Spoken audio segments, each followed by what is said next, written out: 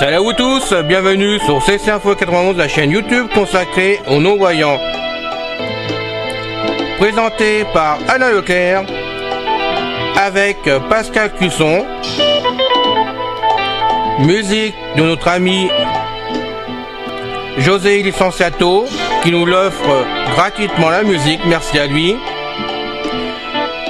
Notre blog, nom de domaine, pour que ça soit plus simple pour vous, www.ceci-info91.com. Soyez tous et bienvenus sur la chaîne.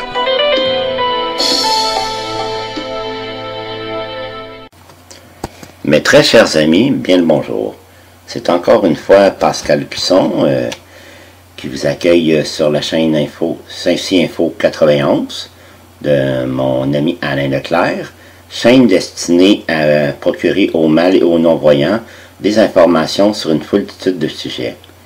Aujourd'hui, nous continuons notre grande saga sur l'histoire du monde dans le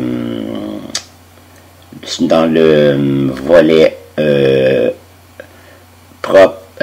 Proche et Moyen-Orient. Là maintenant, au lieu d'être une série concernant le Proche et Moyen-Orient sur leur peuple, là ça va être une série en quelques fascicules, peut-être 2 ou 4 fascicules, nous verrons, concernant ce qu'on a appelé indifféremment le pays d'Israël antique, le pays où coule le lait et le miel, le pays de l'époque biblique ou le pays de la Bible, que nous connaissons aujourd'hui sous les noms de État d'Israël et l'autre partie, la Palestine.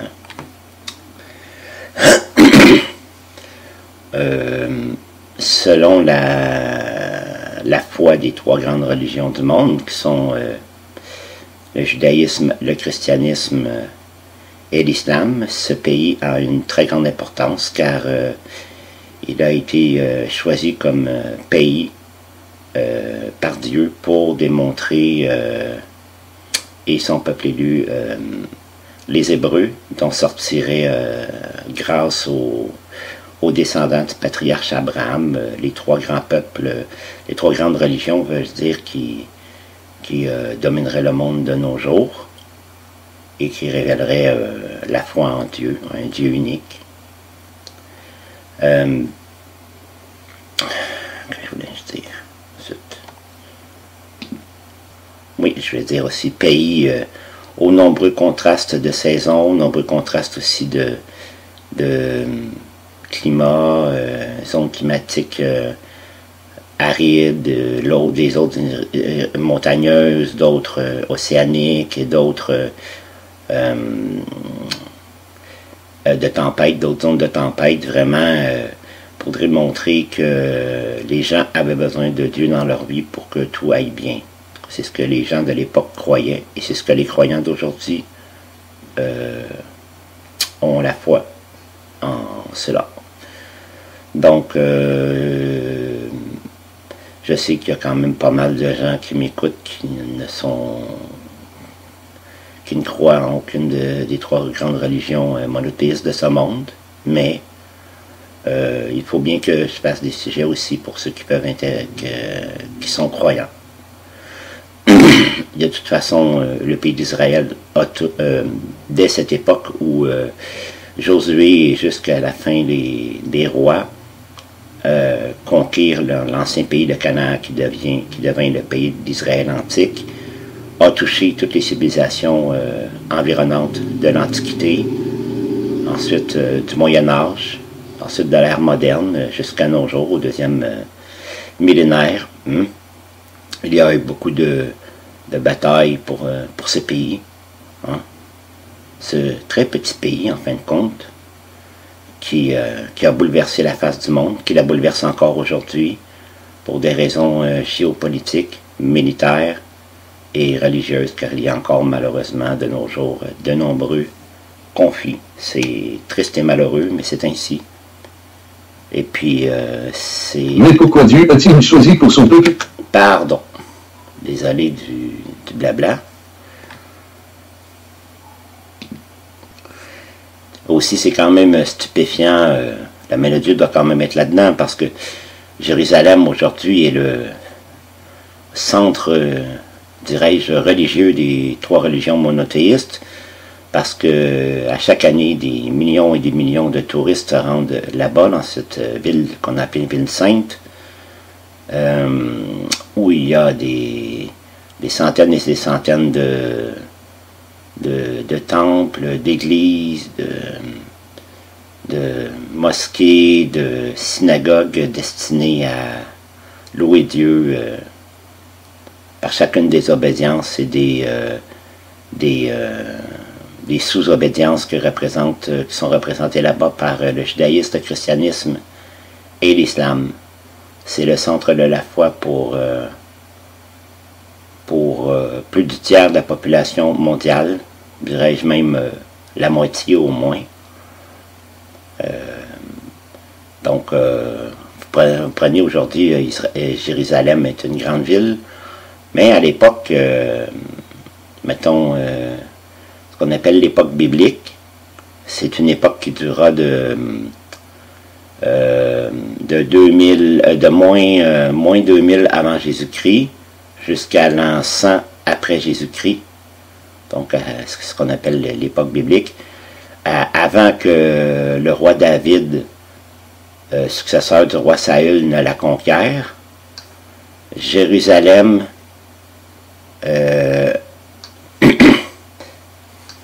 Jérusalem, donc il fit sa capitale, était une ville commerciale de seconde zone. Ce n'était pas à l'époque l'un des grands centres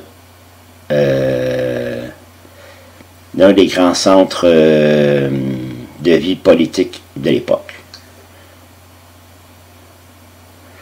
Mais étant un pays de passage, Israël était le lieu idéal d'où pouvaient se propager de nouvelles idées ou révélations.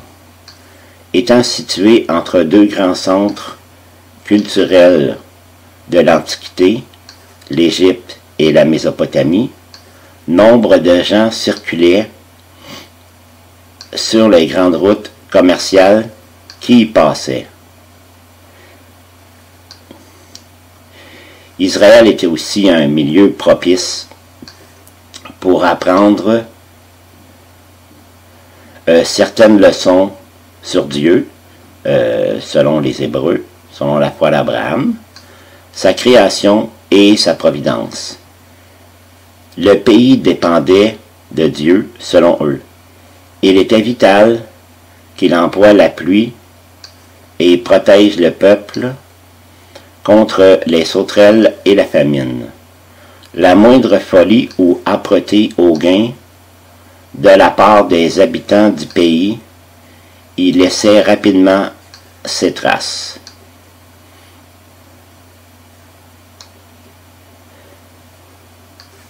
Okay. L'érosion ou l'appauvrissement du sol, la région de la...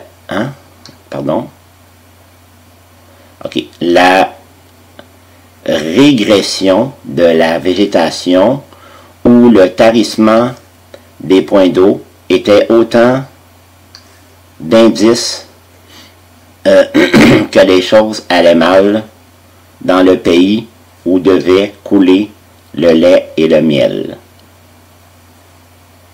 Quelles qu'aient été les raisons du choix de Dieu selon les Juifs de l'époque, on constate donc toujours un lien entre la géographie du pays et le récit de l'époque biblique.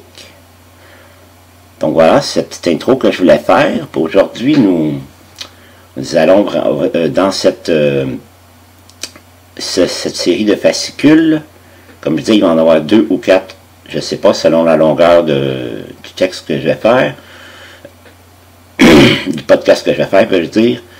Eh bien bon, aujourd'hui, si tout va bien, nous allons faire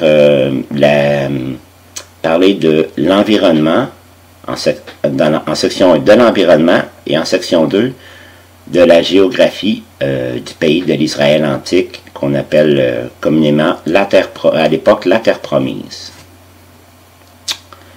Fin d'introduction. Section 1, la géographie du pays de l'Israël antique. La structure du pays.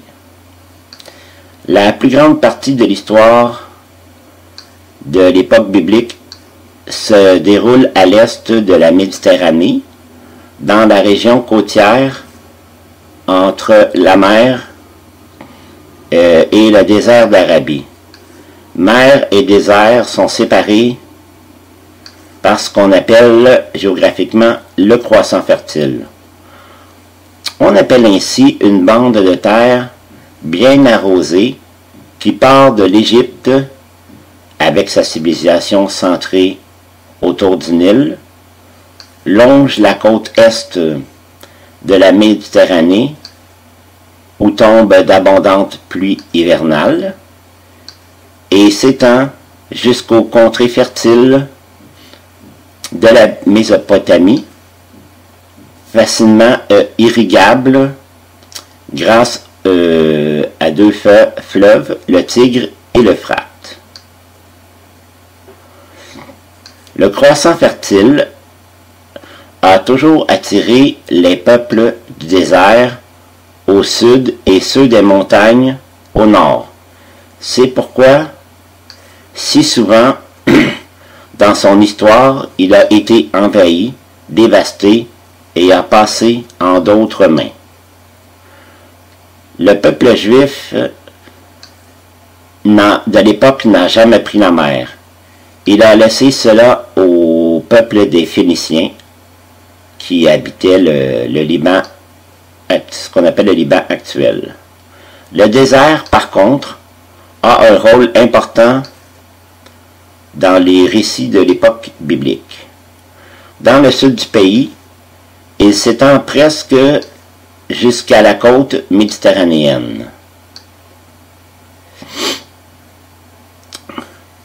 Une région accidentée. Ce que l'on appelle la Terre Promise est très petite. Du nord au sud, comme dit l'expression de la ville de Dan à la ville de Beersheba, il y a à peine 230 km. L'extrémité nord de la mer Morte n'est qu'à 80 km de la côte, bien que située à environ 400 mètres au-dessous du niveau de la mer.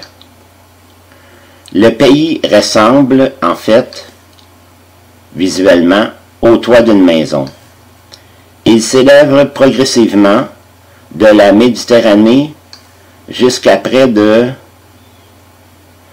1000 mètres d'altitude, puis il plonge abruptement dans la profonde dépression où coule le Jourdain. À cet endroit s'est produit une fracture et un affaissement de l'écorce terrestre et un sillon s'est formé qui va jusqu'en Afrique orientale. À l'est du Jourdain et au nord de la Galilée, les montagnes sont bien plus élevées, 2000 mètres au ce qui s'appelait à l'époque le pays d'Édom, à la limite orientale du désert, et presque 3000 mètres au nord, où ce qu'il y a au coule l'Hermon jusqu'au Liban. Les nations voisines considéraient donc les Israélites antiques comme des tribus montagnardes. Ils disaient même que leur Dieu, en parlant de Yahvé, est un Dieu des montagnes. Le cœur de leur royaume se trouvait sur le haut plateau entre la côte et la vallée du Jourdain. C'est de là qu'ils pouvaient repousser les attaques des Philistins, par exemple, qui venaient des régions côtières. Mais celles-ci, ils n'ont jamais pu vraiment les conquérir. De temps en temps, ils se sont étendus vers la Syrie ou au-delà du Jourdain, où ils ont soumis les anciens peuples de Moab et d'Édom. Mais les montagnes de Judée étaient leur première et dernière base d'opération.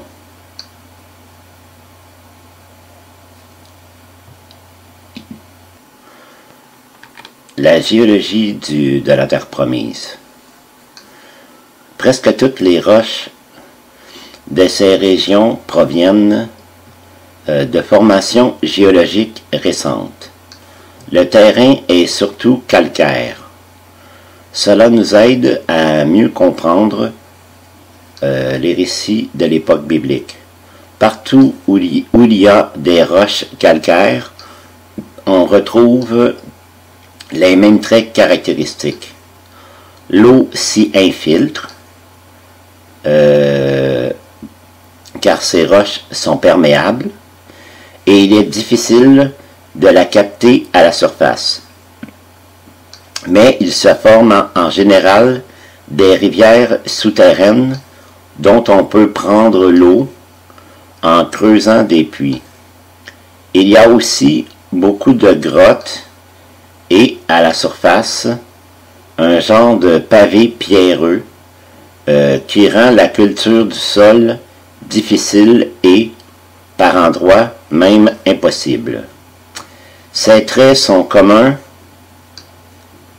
à toute la Palestine antique et actuelle, et la Bible les mentionne souvent. Le climat désertique influence aussi le paysage et sa structure. Dans le désert, le sol est généralement couvert de sable, de silex et de sel. Dans le sud, une bonne partie de la terre est rendue stérile par des sédiments. Les roches du désert sont façonnées par le vent et l'eau.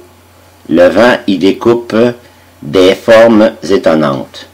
L'eau, dont l'effet est d'autant plus grand qu'elle est rare et qu'elle vient souvent en trombe, creuse des vallées abruptes et des rochers en surplomb. Une pluie torrentielle peut en quelques minutes couvrir le sol sec d'une vallée de 3 à 4 mètres d'eau. Le rift. La longue dépression où coule le Jourdain et qui atteint son point le plus bas à la mer Morte est une des preuves de l'instabilité de l'écorce terrestre. La structure de la vallée du Jourdain se modifie toujours. Son effondrement a produit la dépression naturelle la plus profonde du monde. Les rives de la mer de Galilée sont à 200 mètres, tandis que le fond de la mer Morte est à plus de 800 mètres au-dessous du niveau de la mer, et ceci malgré les alluvions que le Jourdain y dépose depuis des milliers d'années. Des sources chaudes et des rochers teintés par des minéraux au bord du rift sont des indices d'activité géologique.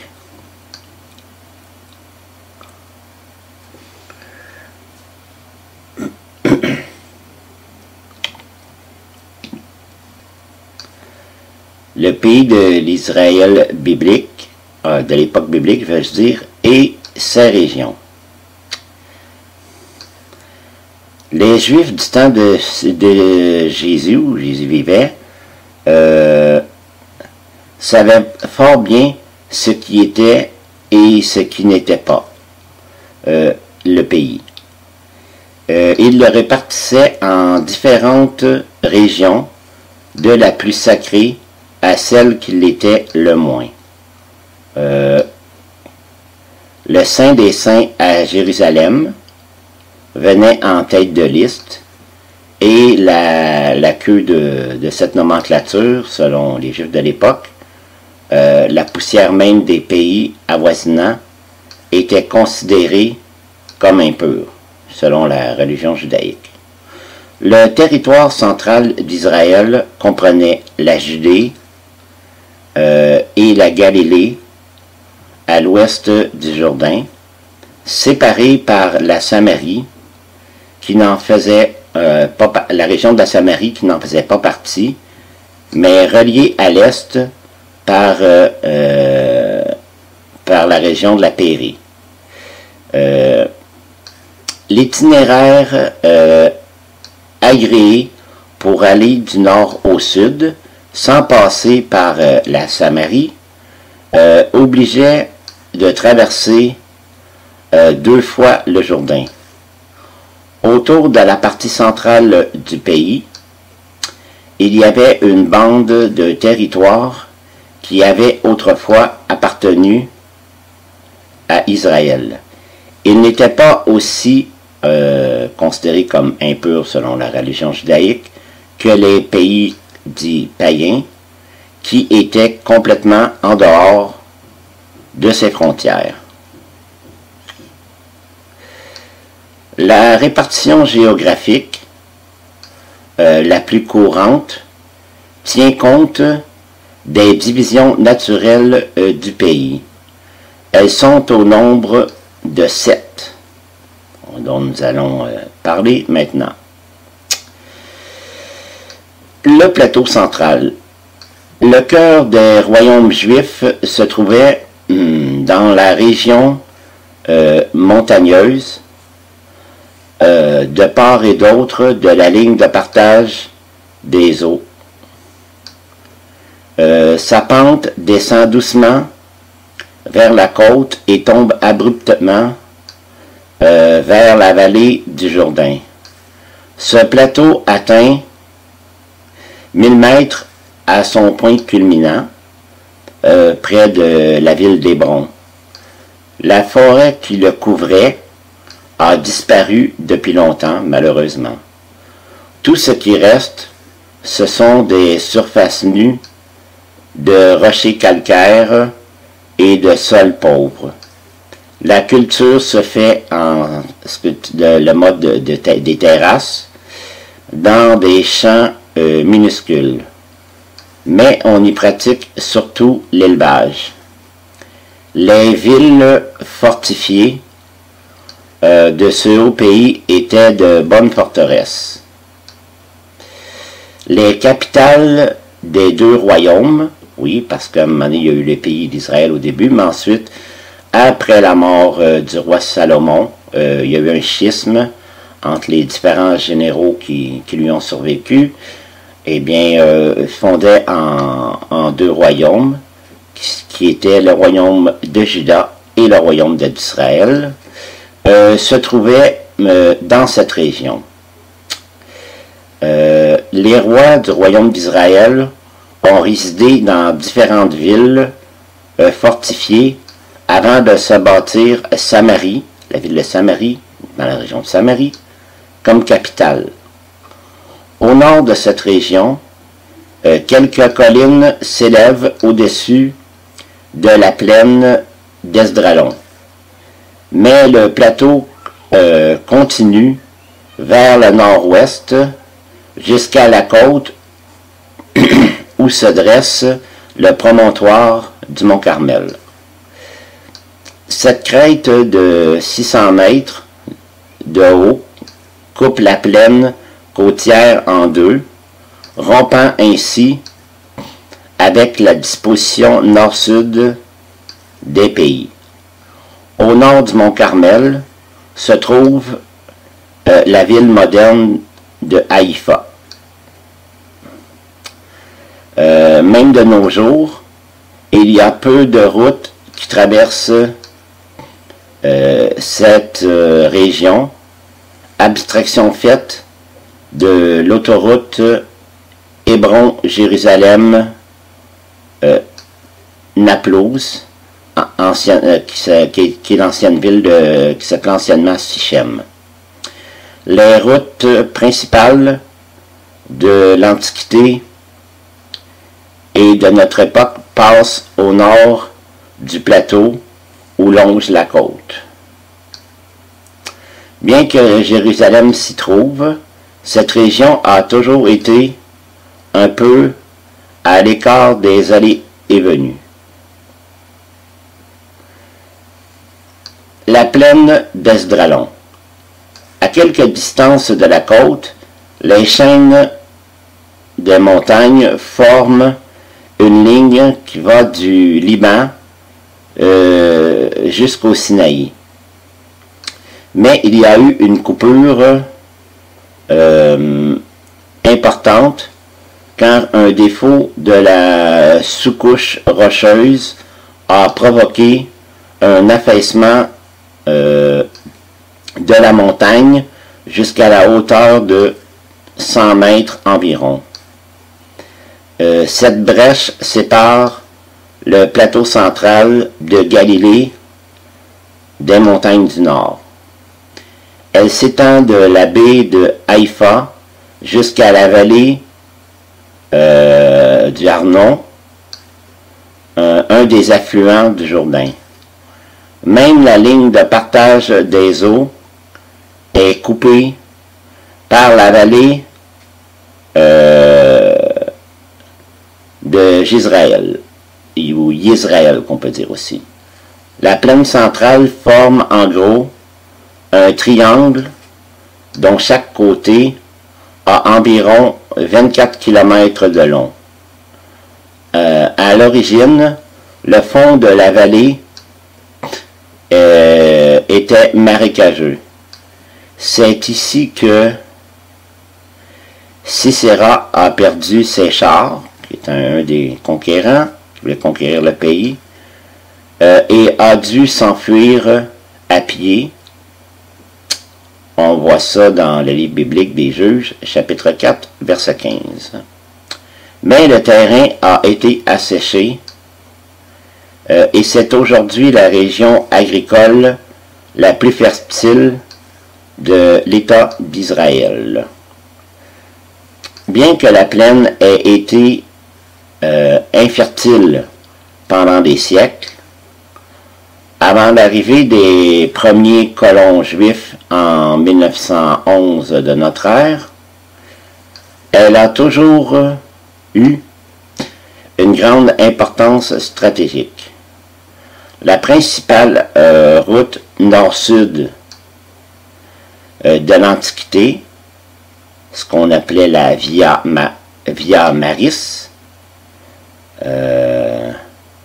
ou en latin, ce qu'on peut appeler en français la voie de la mer, y passait en allant de l'Égypte à Damas ou en Mésopotamie.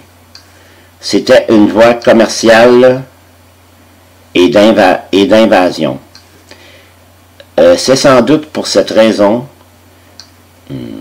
que tant de batailles ont été livrées dans cette plaine jusqu'à notre époque, par exemple pendant la guerre d'indépendance d'Israël en 1948.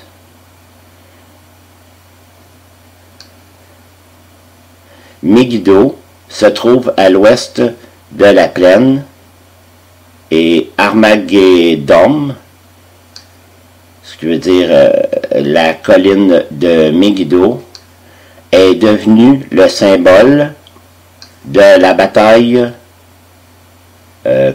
qui est mentionnée dans le livre biblique de l'Apocalypse au chapitre 16.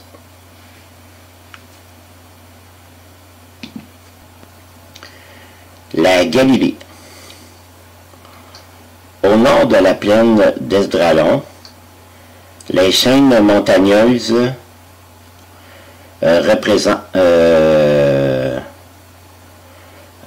reprennent, s'étendant vers le nord et s'élevant progressivement en s'approchant du Liban. Elles montent en gradins, généralement orientées vers le sud ou le sud-est. Ceux du bas sont des cuvettes fertiles séparées les unes des autres par des rebords de roches calcaires stériles. Du temps de Jésus, ces cuvettes étaient connues pour leur blé, leurs fruits et leurs olives. C'était une région peuplée et prospère. Mais les gradins plus élevés conduisent à un plateau plus dénudé et balayé par le vent, sans les forêts qu'on retrouve plus au nord. Toute cette région s'appelle la Galilée, divisée parfois et en basse et haute Galilée. Au sud et à l'est, les limites sont bien tracées, mais au nord, elles se perdent dans la montagne.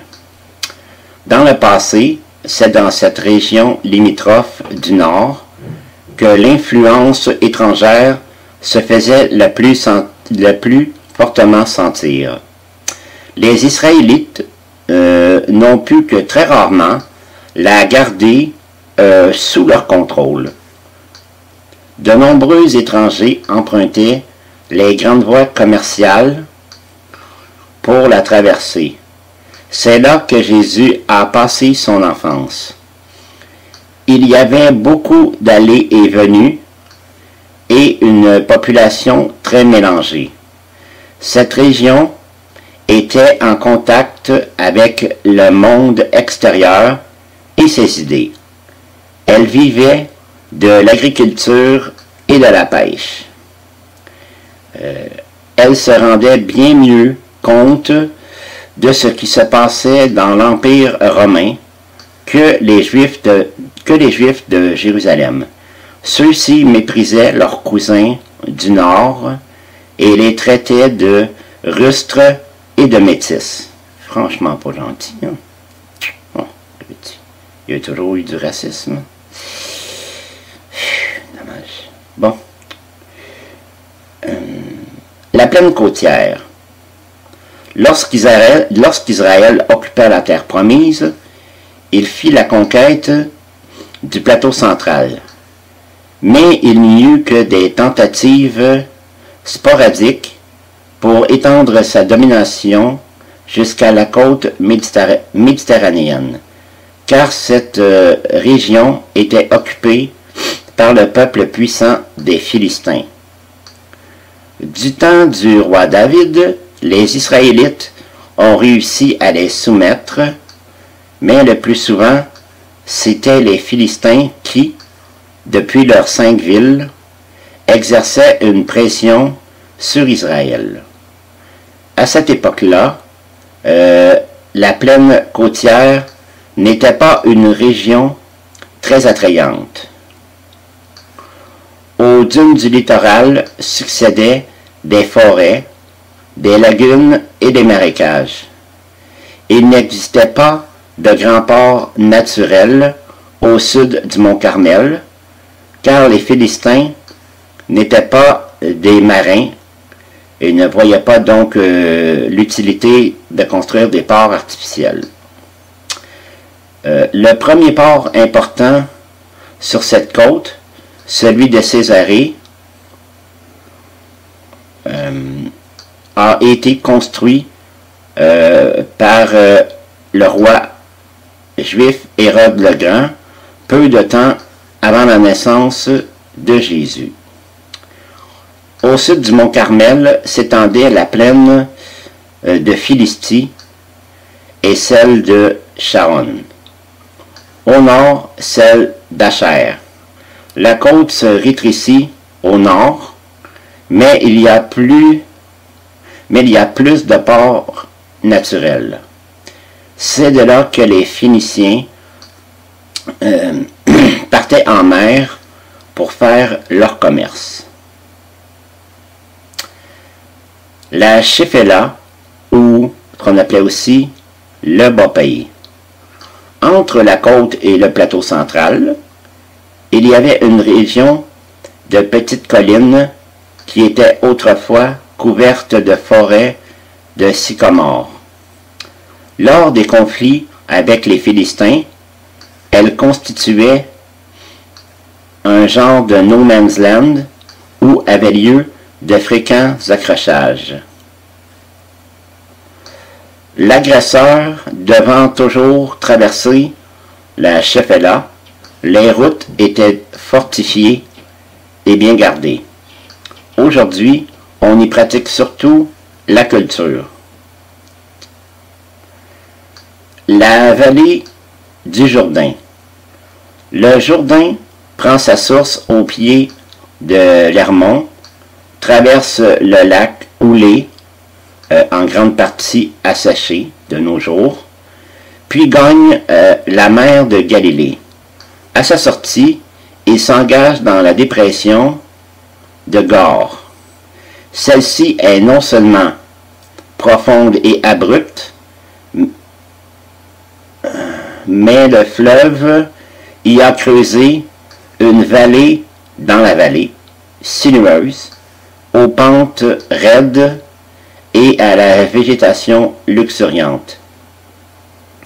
Ceci rendait difficile la traversée du fleuve avant la construction des premiers ports modernes. Du point de vue géographique, la vallée du Jourdain est un rift dont les côtes suivent les fractures parallèles de l'écorce terrestre. Celle-ci continue jusqu'à la mer Morte et au-delà par la dépression de l'Araba jusqu'au golfe d'Aqaba. C'est à cause de ces fractures que la vallée est si profonde. La rive de la mer Morte est à 388 mètres au-dessous du niveau de la mer. La distance du versant ouest au versant est de la vallée est de 15 à 20 km.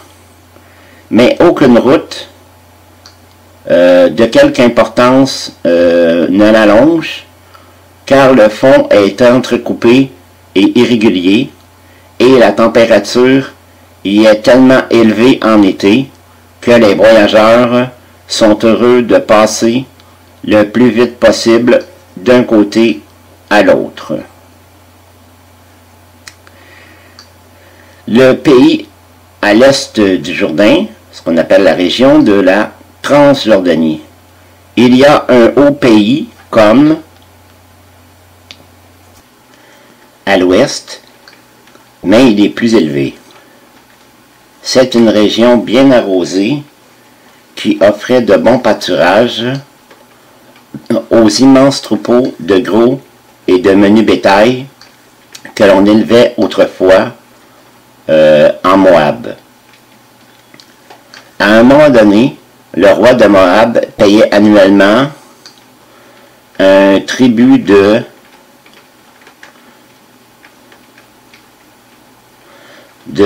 100 000 agneaux et la laine de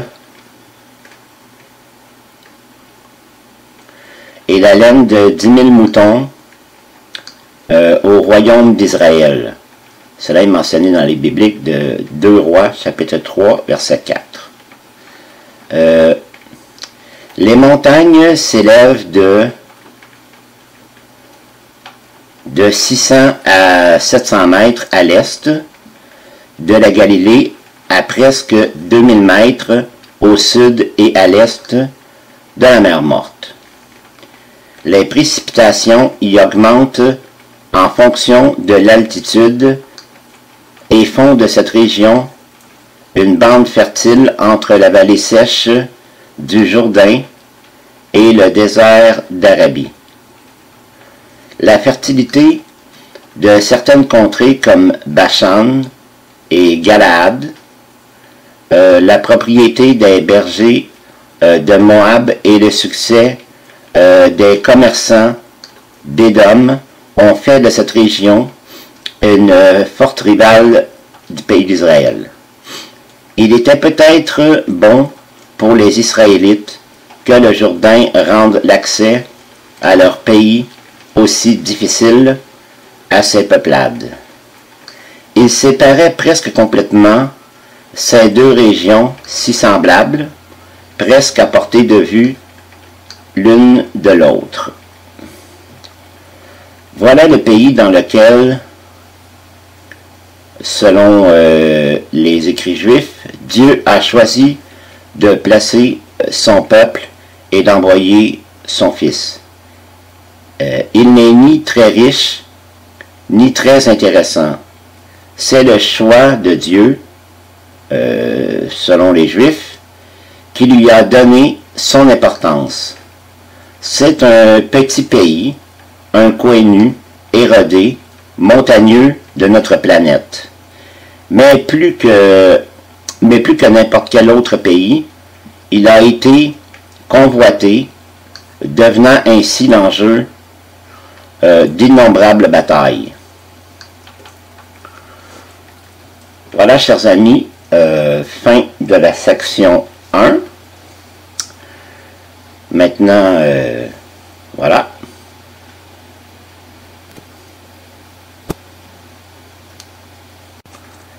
Section 2,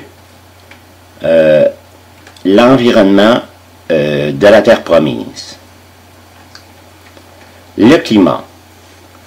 Les pays méditerranéens ont un climat mi-tempéré, mi-tropical.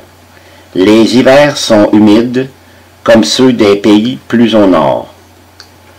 Influencés par les déserts tropicaux des pays au sud de la Méditerranée, les étés sont chauds et secs.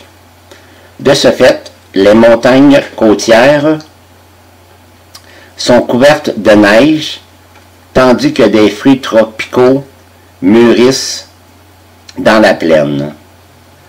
Le climat varie considérablement d'une région du Proche-Orient à l'autre, mais il y a quelques facteurs communs. Les précipitations. Elles varient en général avec l'altitude.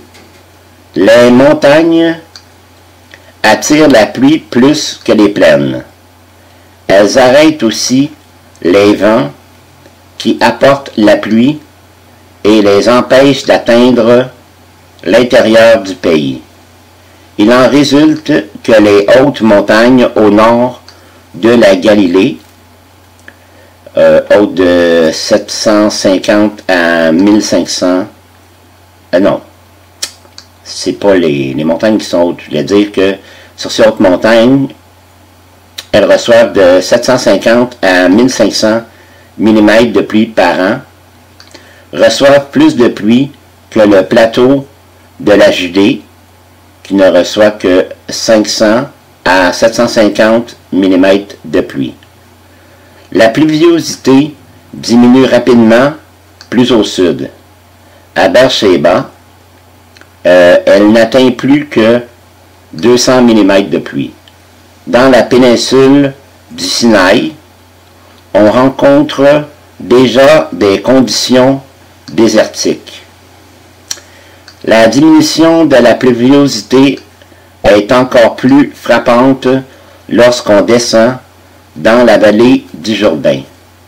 À Jérusalem, il tombe 500 mm de pluie par an, tandis qu'à Jéricho, 25 km à l'est, mais 100 mètres plus bas, il n'en tombe que 100 mm. Les précipitations augmentent à l'est du Jourdain, de sorte qu'il n'y a qu'une étroite bande désertique qui part de la mer Morte et s'étend vers le nord, tandis qu'une large bande de collines bien arrosées s'étend à l'est du Jourdain, du Liban jusqu'à Édom. Il n'est donc pas étonnant que 2 tribus édomies d'Israël aient trouvé le pays à l'est du Jourdain aussi favorable pour leurs troupeaux que celui à l'ouest, et qu'elles aient demandé à s'y installer plutôt que de traverser le fleuve. On peut voir ça dans le livre biblique des Nombres, chapitre 32. Plus tard, cette région, ce qu'on appelle le pays de Galaad, est devenue célèbre pour sa fertilité. Ces collines ont eu autant de pluie que celles de la Judée, plus proche de la côte, mais moins élevée. Bien que le nord de la Palestine soit bien arrosé, les chiffres sont trompeurs. Il y a, en fait, des variations considérables d'une année à l'autre. À Jérusalem, où la moyenne des précipitations est de 500 mm par an, il y a eu des années avec 250 mm,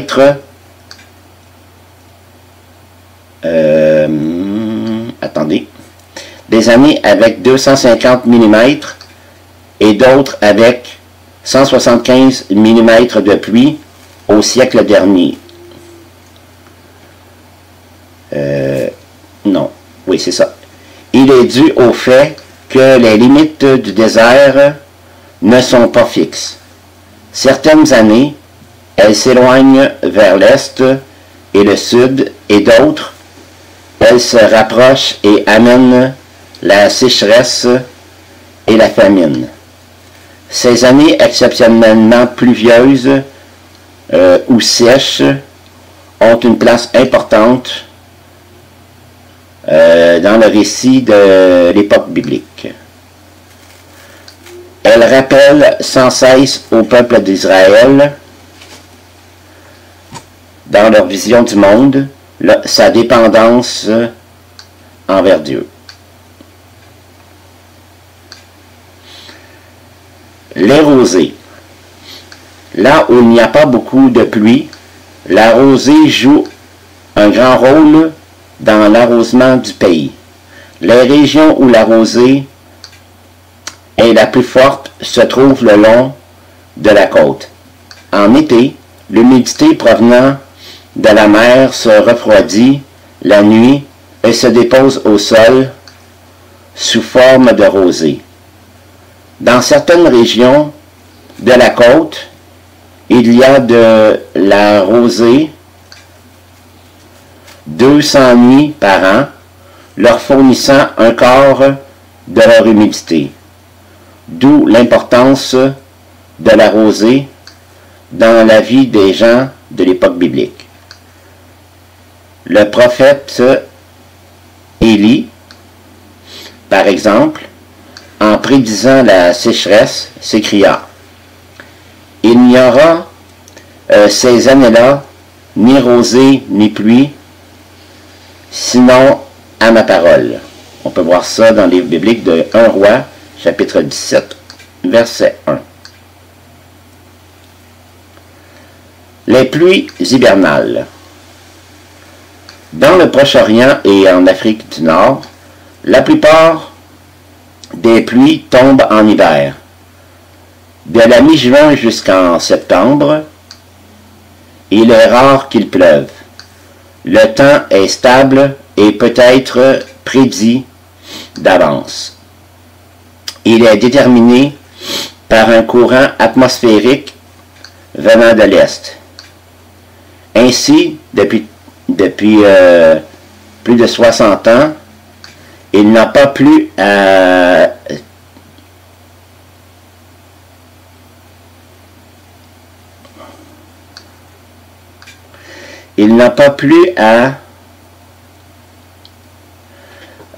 Tel Aviso pendant les mois de juin, juillet et août.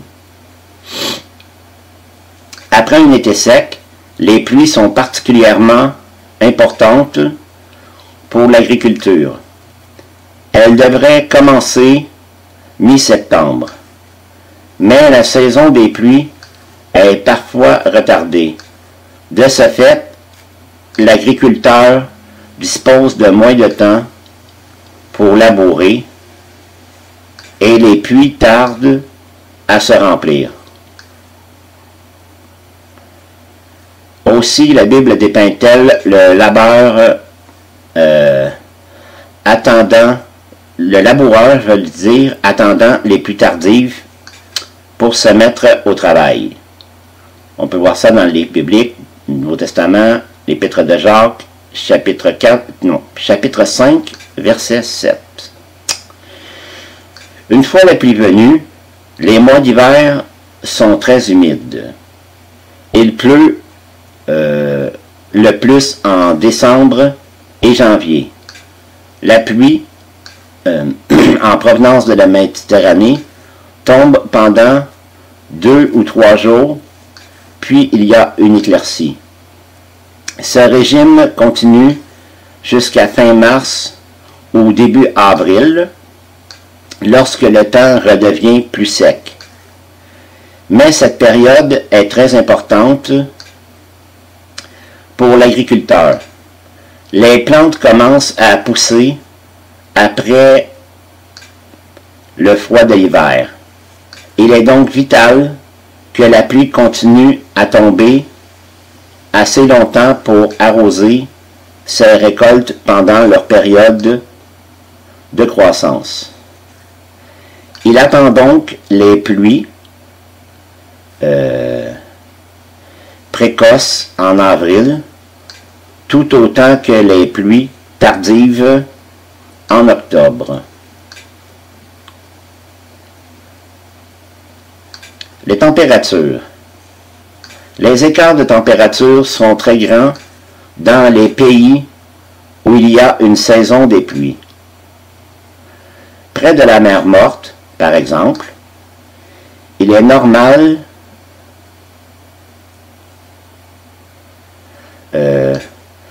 qu'en été, la température atteigne 40 degrés Celsius, alors qu'à 150 km de là, en Haute-Galilée, il tombe en hiver une pluie glaciale. Dans le haut pays, le temps peut être désagréable en hiver. À Jérusalem, il y a de 45 à 60 jours de pluie et souvent de la neige. Dans le bas pays, ce sont les écarts de température qui sont très éprouvants. Jéricho a, en janvier, une température moyenne de 15 degrés Celsius. Mais les jours sont chauds et les nuits glaciales. En été, la moyenne des températures sur la côte et le haut pays varie entre 22 et 25 degrés Celsius selon l'altitude et parfois aussi le vent. Une brise fraîche soufflant de la Méditerranée rend souvent la chaleur du jour moins intense, mais les effets du Khamsin, c'est une sorte de vent, sont beaucoup moins agréables. Ces vents de sable chaud et sec, provenant de l'Arabie, soufflent parfois jusqu'aux régions côtières. Il est bien connu des habitants d'Israël. Quand vous voyez, s'il vous plaît. Bon. Le climat d'Israël ne semble pas avoir changé depuis l'occupation de la terre promise ou l'époque de Jésus. L'aspect du paysage n'est plus le même, mais cela n'est pas dû à un changement de climat. Mais plutôt au ravage qu'on fait la soi-disant civilisation moderne, bien sûr. La végétation. Dans un pays doté d'un tel climat, on s'attend à trouver différents types de végétation lorsqu'on part du cœur du désert et qu'on se dirige vers la côte et les montagnes.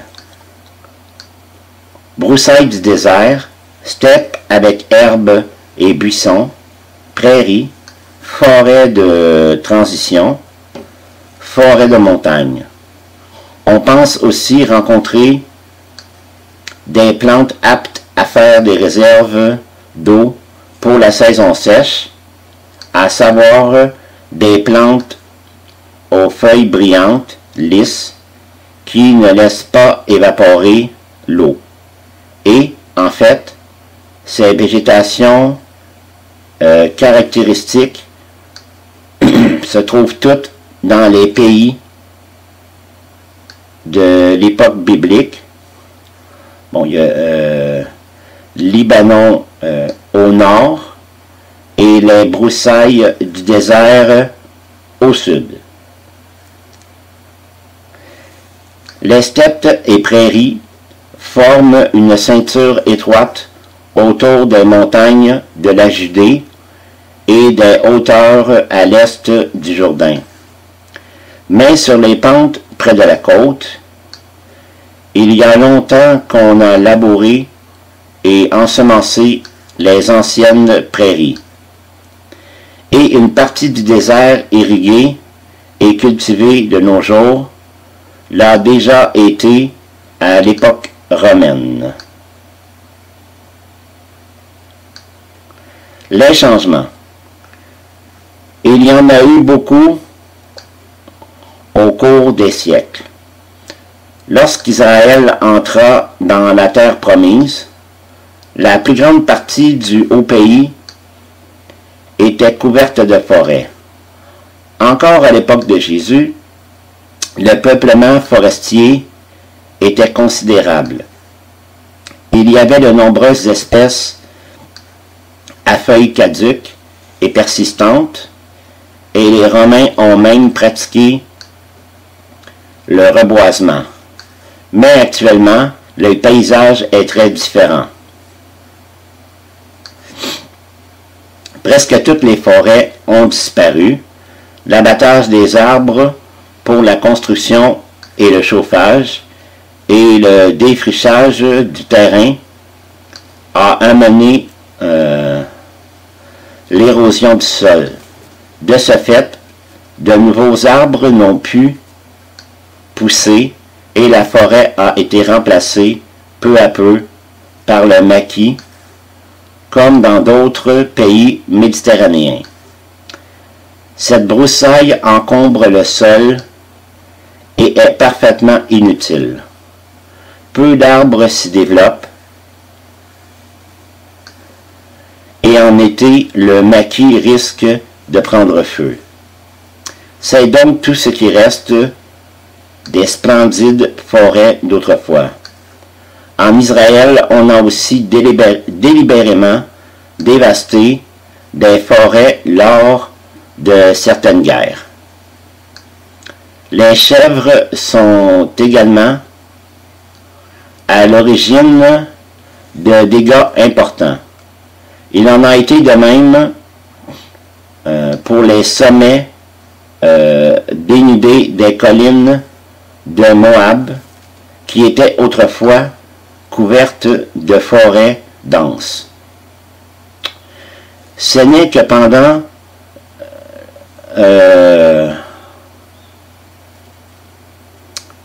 les années 50 à 2000 de notre ère qu'on s'est mis à freiner ce processus de déboisement. À peine a-t-on pu sauver quelques cèdres du Liban et une partie de la forêt qui couvre les montagnes du nord. Les changements qu'a subi le paysage durant ces dernières décades ont été beaucoup plus spectaculaires parce que tellement plus rapides que ceux de la longue période de destruction. Des marécages ont été asséchés et cultivés. Des vergers ont remplacé les anciennes forêts de chênes. L'irrigation s'est étendue au désert, parfois dans les régions même que les Romains avaient exploitées du temps de Jésus. L'on sait que certains sols désertiques sont fertiles quand on les arrose. Et le sud du pays, ainsi que la basse vallée du Jourdain, sont devenus de véritables oasis agricoles. Par exemple, autour de Jéricho et d'En-Gadi.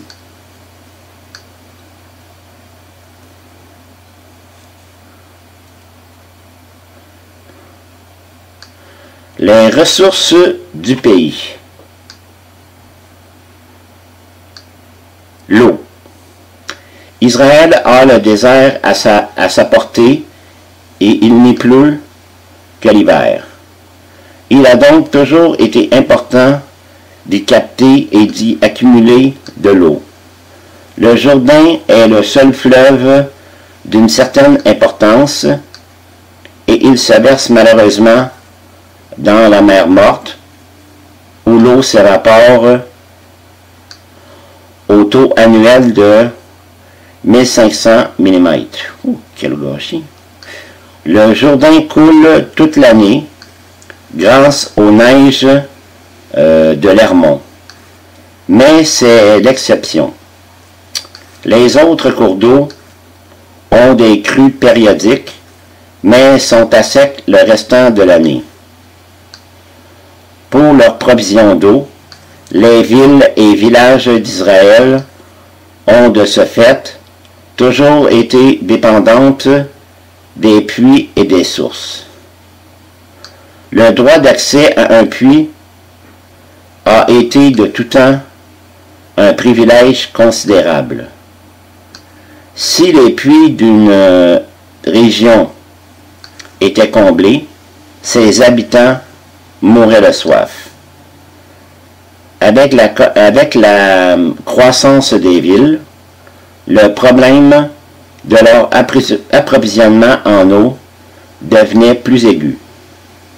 Jérusalem, bâtie sur des collines calcaires, avait besoin de tout un système de distribution d'eau.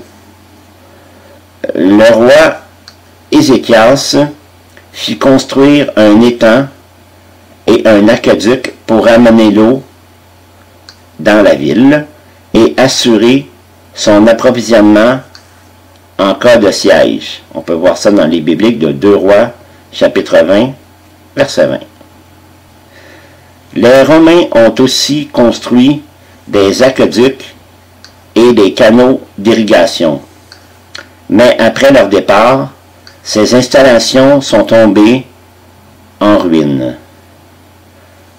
Ce n'est qu'au XXe siècle qu'elles ont été reconstruites ou remplacées. L'État d'Israël ne voulait pas que toutes les eaux du Jourdain se déversent dans la mer Morte. Il a également mis sur pied ces dernières années un projet de déviation de ces eaux venant de Galilée. Étant donné que la mer de Galilée et la mer Morte sont bien en dessous du niveau de la mer, il a naturellement fallu trouver un moyen de pomper l'eau par-dessus l'arête des montagnes d'Israël. Ceci est maintenant chose faite et l'eau du Jourdain est amenée vers le sud à travers la plaine côtière par une série de canaux et de tunnels.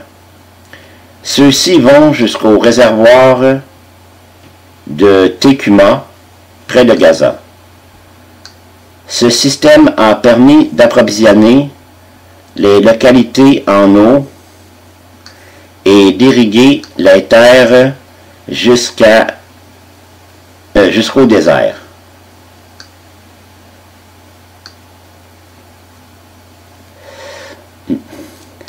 Les minéraux.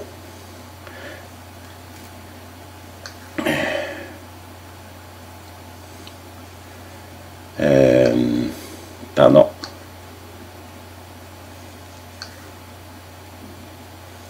OK. Pardon. Je continue. Dans les écrits juifs de l'Ancien Testament, selon ces écrits, Dieu a promis un pays fertile à Israël, mais aussi, début de citation, un pays dont les pierres contiennent du fer et dont les montagnes sont des mines de cuivre. Fin de la citation. On peut voir ça dans le livre biblique de Deutéronome, chapitre 8, verset 9. On y a exploité le cuivre depuis fort longtemps, le fer seulement plus tard, lorsque les Hittites, le peuple des Hittites, ont découvert comment le fondre. Ce sont les Philistins qui en ont apporté le secret. Mais les Israélites n'ont commencé à fabriquer leurs propres outils d'affaires qu'à l'époque des rois David et Salomon. Les mines de cuivre au nord du golfe d'Aqaba étaient en pleine activité du temps du roi Salomon. Les autres ressources principales du pays sont les pierres de construction, le goudron, le sable, l'argile et différents sels minéraux, surtout dans la mer Morte. De certaines roches, on extrait aussi des phosphates et de la mer Morte, de la potasse, du brome et du magnésium. D'autres matières premières doivent être importantes, mais déjà les grandes richesses du roi Salomon provenaient de son commerce avec les pays voisins. Sa flotte, qui accompagnait celle de la ville de Tyr, revenait chargée, entre parenthèses, entre début de citation, d'or et d'argent, d'ivoire, de singe et de pain. Fin de citation. On trouve cela écrit dans le livre biblique de 1 Roi, chapitre 10, verset 22. Des épices furent importées d'Arabie. Le bois de construction et les pierres précieuses pour la construction du temple de Jérusalem venaient de la ville de Tyr. La pêche. La pêche, qui joue un si grand rôle dans les évangiles, était une des principales ressources alimentaires d'Israël. Elle se faisait surtout sur la mer de Galilée, ou qu'on appelait aussi le lac de Génézareth.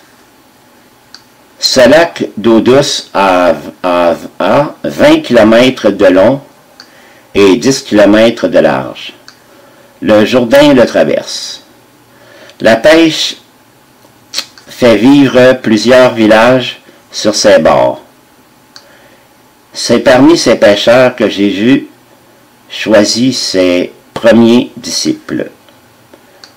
Une partie des poissons était séchée et gardée pour l'hiver.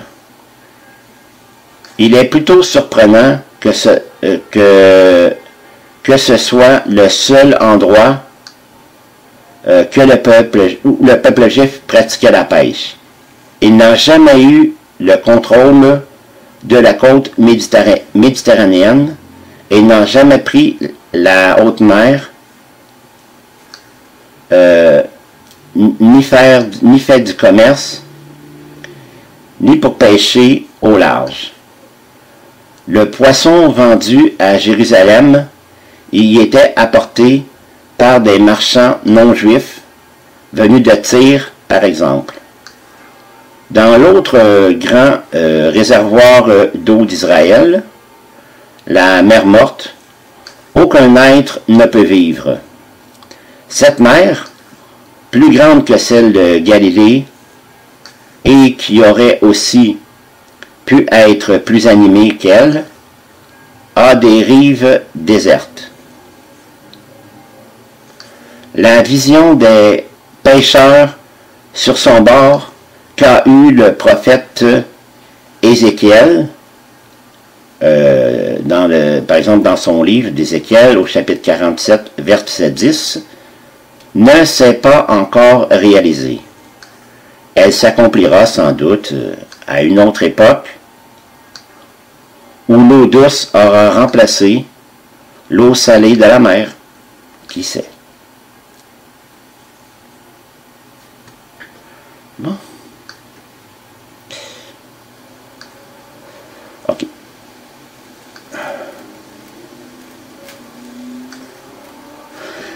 Et voilà, chers amis, fin de la section 2 et fin du premier fascicule sur la terre promise, qui vous a parlé de la géographie et de l'environnement du pays promis. Dans les fascicules suivants, nous parlerons de la faune, non, de la flore et de la faune du pays promis. Nous parlerons aussi, de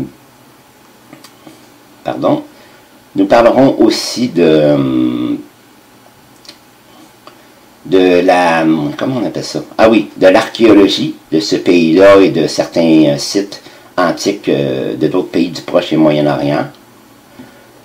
Nous parlerons sûrement aussi de certains lieux, villes ou événements ou même personnages historiques de cette époque au Proche et Moyen-Orient et plus particulièrement dans le pays d'Israël ancienne qu'on appelle la Terre Promise.